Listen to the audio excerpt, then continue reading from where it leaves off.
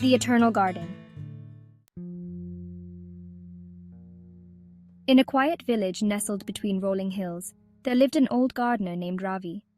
He was neither wealthy nor famous, but everyone in the village knew him for his small garden, which was a haven of vibrant flowers, fruit trees, and rare plants. Ravi had spent decades tending to his garden, pouring his heart into every seed he planted. One day, a curious young man named Arjun, who had recently moved to the village, stopped by. He admired the garden and struck up a conversation with Ravi. "Uncle," Arjun asked, "why do you work so hard on this garden? You're not selling the fruits, and most of these flowers are given away for free. What's the point? You could use your time to earn money or enjoy life instead." "Ah, my boy, let me tell you a story," he said, motioning for Arjun to sit under a shade tree. "When I was your age, I was obsessed with success. I wanted to make a name for myself, so I left the village to work in the city. I climbed the corporate ladder, earned more than I ever imagined, and even bought a big house. But with every achievement, I felt emptier inside. My name was printed on plaques and papers, but no one truly cared about who I was. One day, I visited my village after many years. I passed this very garden, which belonged to an old woman named Asha. She had cared for it her entire life. What struck me most was how the villagers spoke of her after she passed. They didn't talk about how much money she had or the things she owned. They talked about the flowers she shared with newlyweds, the fruits she gave to the hungry, and the shade her trees offered to weary travelers.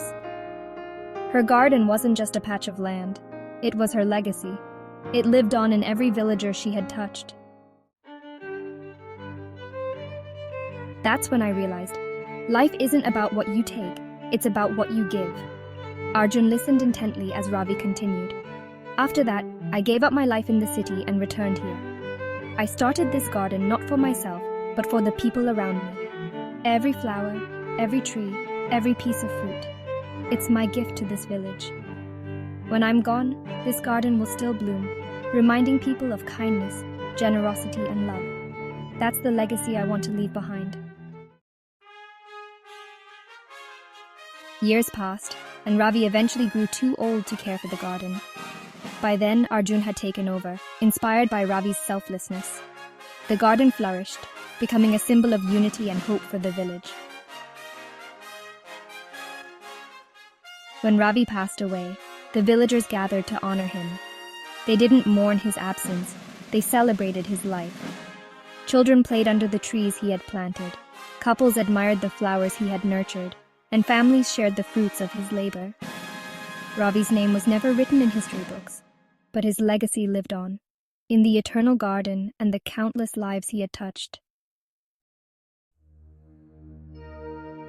Moral of the story: true legacy is not measured by wealth or achievements, but by the love, kindness, and positive impact we leave behind in the hearts of others.